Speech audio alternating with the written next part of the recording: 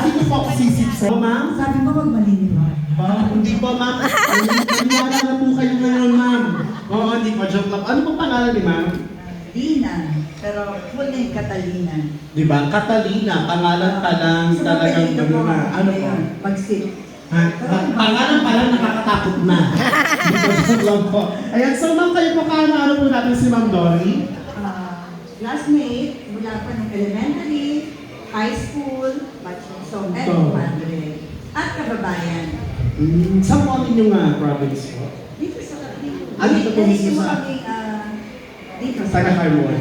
So kayo mama, talagang tanong ko sa kanila, ano po yung pinaka-best memories ninyong dalawa na hindi mo makakalimutan? Marami yan, no? Hindi ko masyado sa... Anong maliit? Classmate, nagsusunod sa pagpasok, ayan. Yung mother niya, mother ko, mga magkukumadre. So parang dito kasi, parang tutawagin dito, may kasabihan kami isang bisa magkakakilala talaga. So yung kanyang, pati mga kapatid niya, ganyan, kumpare din ng namin at ng ibang kapatid naman lalaki.